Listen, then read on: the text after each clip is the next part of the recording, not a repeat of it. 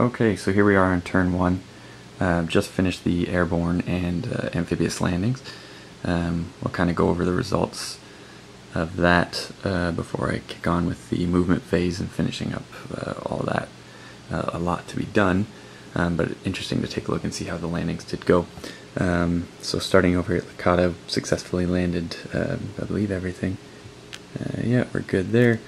We had one DG on our commandos, the Rangers landing here with supply. They actually had a positive die roll modifier in their landing, and they still managed to get a mixed result, forcing them to be DG and losing their landing craft in the process. So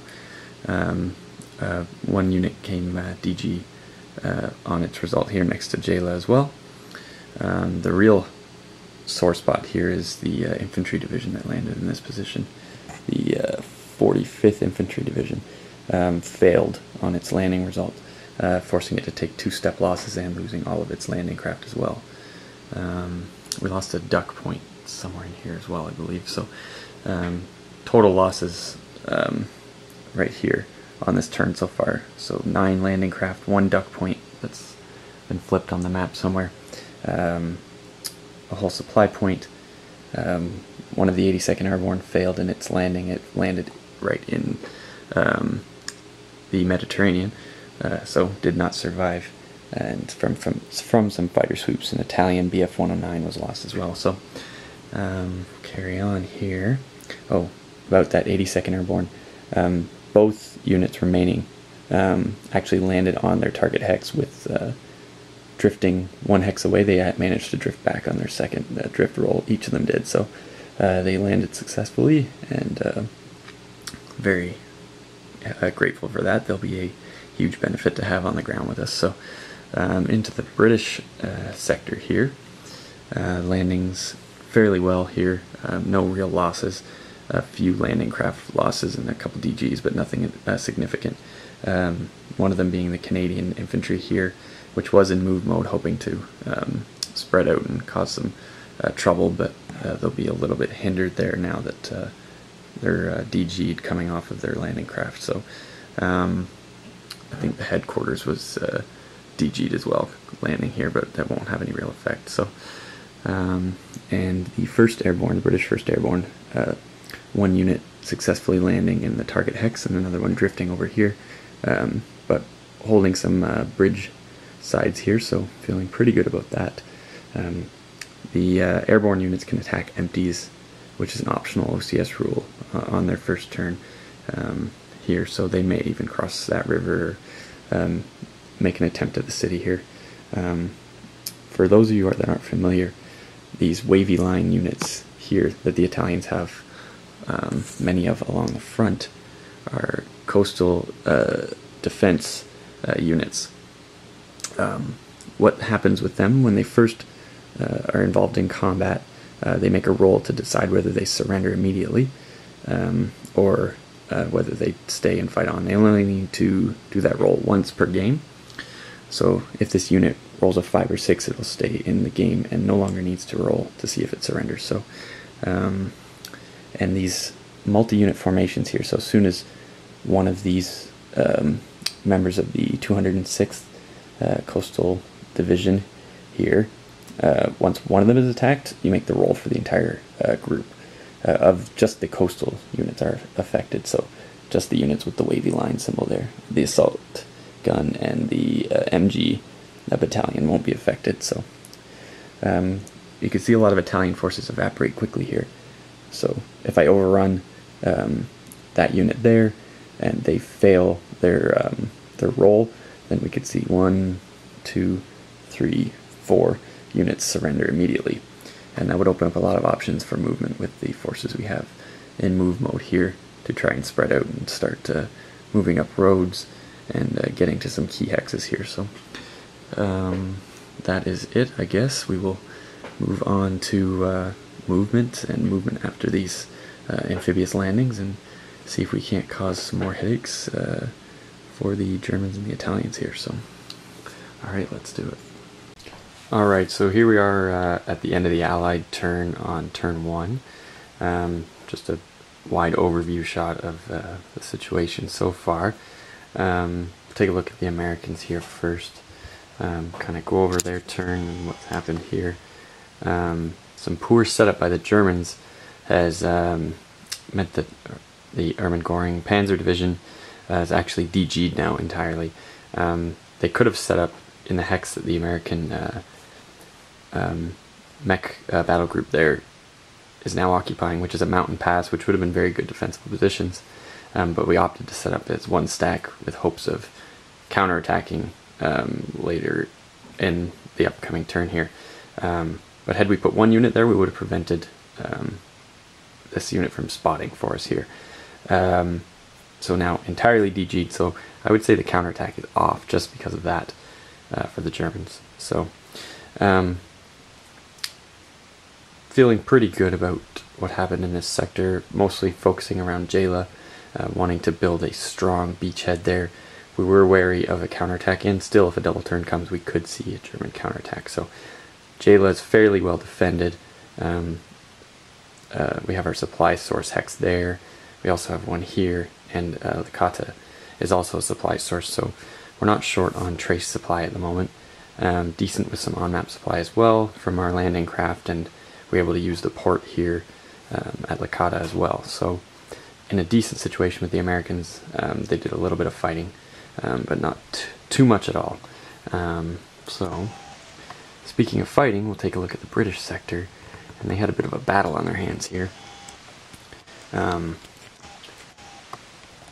Most of the losses the Germans or the Italians took on this turn was over in this sector. I think of 5 rolls for Italian coastal divisions on this turn. 4 of them succeeded in staying on the map, including the 206th Coastal Division here, if we can get that in focus. Well, I just dropped it. So instead of these red lined units fading off the map, not these two actually, that's an MG and a assault gun, they would have stayed. Those coastal units had to be fought off, leaving us with a little more to worry about here than we would have liked as the British. The British did lose a tank battalion as well in some of those fights in and around here, trying to free up the road forward. They were successful in capturing Syracuse, have some infantry holding in front of the positions as well. Feeling fairly strong, but certainly weakened. We took a couple step losses with some infantry as well. It was definitely much more of a battle than the Americans had to face on this turn. So we'll be moving into the German turn now.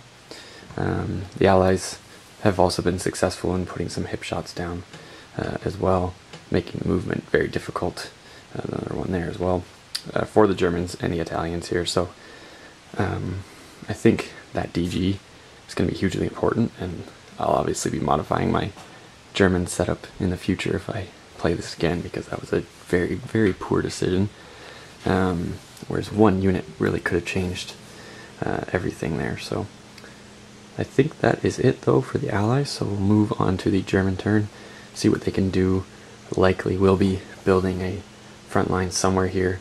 It's very weakly defended along here. We may try and push the Americans back, and maybe some harassing attacks towards the Brits.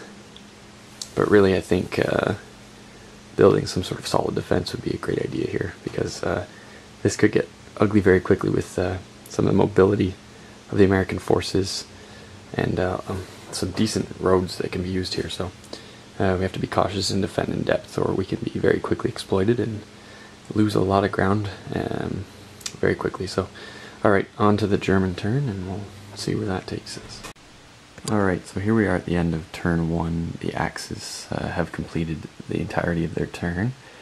We'll take a quick overview of the current positions, and then I'll kind of cover off some of the specifics that happened on the turn here for the Axis. We'll start over in western Sicily, where we're just kind of funneling some units either towards the front, which is here near Licata, or trying to build something near Palermo and building up some rear areas here as well. Supply, trace supply is somewhat of an issue in this area.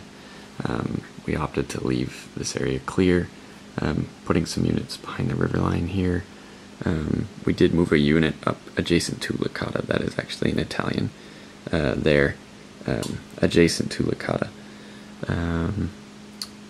So, not really solid defensive positions here. Holding some river lines. I reinforced some of those weak, potentially surrendering coastal divisions or regiments with some other units along the line here. So should they disappear, the hex isn't completely vacated. Feeling okay about what we have here. Should we get a double turn, we'll probably rejig this, move some pieces around, strengthen, maybe even have a push towards Licata. We did attempt a barrage on it in this turn. The Italians failed to barrage there. One of the only unsuccessful barrages on the turn. Here with Hermann Göring and the Kampf group here ended up surrounding that element of 2nd Armored.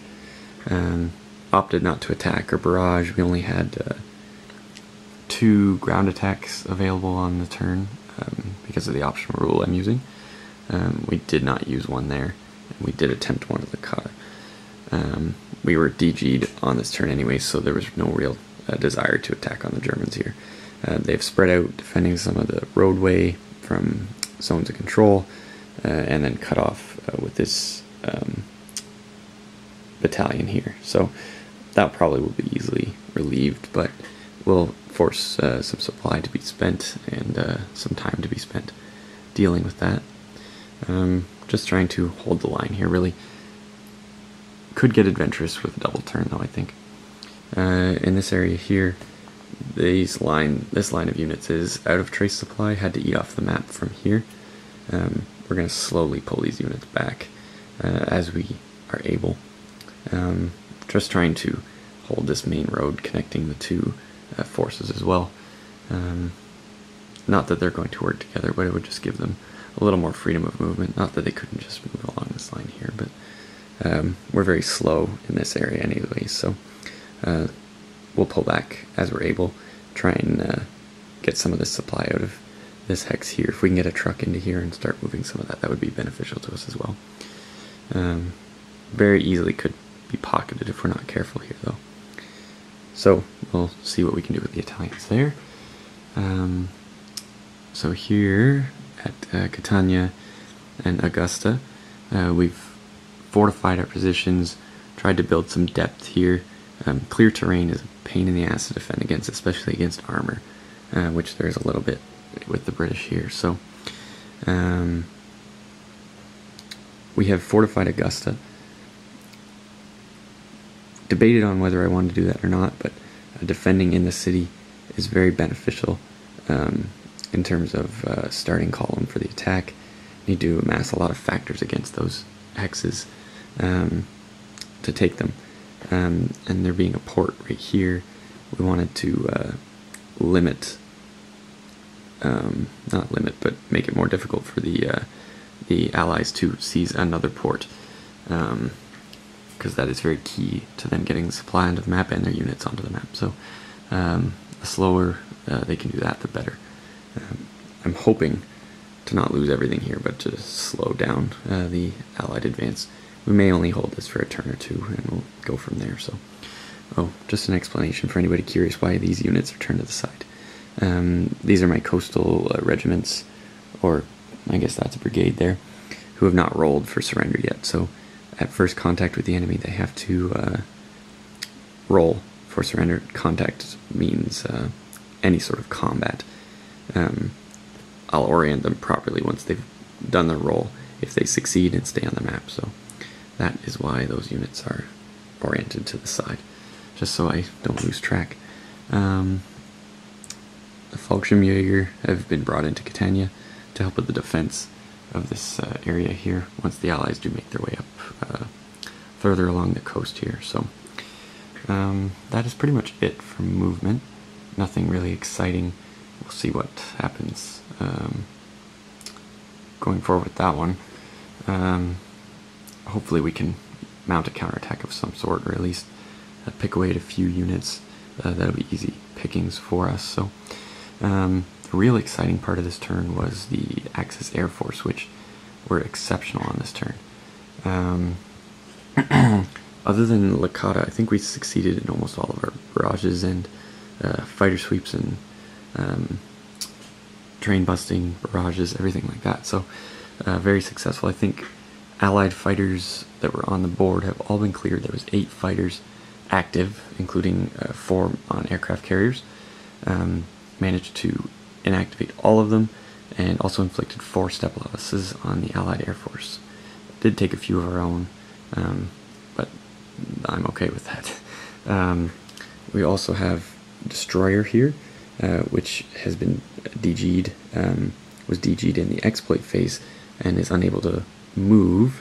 So should the Germans win initiative here, they could attack that again and actually damage it, and we can earn victory points by damaging Allied ships. On the ship attack front as well, the Indomitable was DG'd as well, and was DG'd in the movement phase, and opted in reaction to come off the map and join the floating forces, so it couldn't be attacked again. So we forced that off the map with its aircraft, and we have a destroyer group here for the Royal Navy that potentially could be damaged. So pretty successful attack so far against the naval forces of the Allies. What else to cover? Licata was attacked as well, was hit twice, dropped down to a 2-token port, so it's no longer a real asset to the Allies in terms of bringing in troops and supply. They'll have to get their engineer unit over to there, or get headquarters there as soon as possible to start repairing. We also attacked Syracuse and did a point of damage on there as well, so slowing down again the Allies' push of man and material onto the map. So all in all, I feel quite good about how the Germans and the Italians fared on this turn. Initiative is going to be important here, I think. I think the Germans want to take it, try and hit the Allies on the back foot maybe, or further damage these ports, hit some more ships, and see what we can do there. So I've already rolled for weather. There's no weather, but in the weather phase I rolled for ground strikes, and the Germans and Italians have 6 on this turn, and the Allies only have 4. So with 6 ground strikes available too, a counterattack really could be supported by the Air Force here as well. So I'm going to roll for initiative now. We'll do the Brits and the Americans on the red. Alright. Let's see what happens here. Okay, so the British and the Americans win initiative. Okay. And I think to have, well, shit. Okay, that's one to think about. I think we need to take it. I think. It's a difficult decision. Okay, I'm gonna have to mull this one over. I think we want to take it, try and get our ship off the board here, reactivate some of our aircraft, reman the airfields, because that is a bad situation at the moment.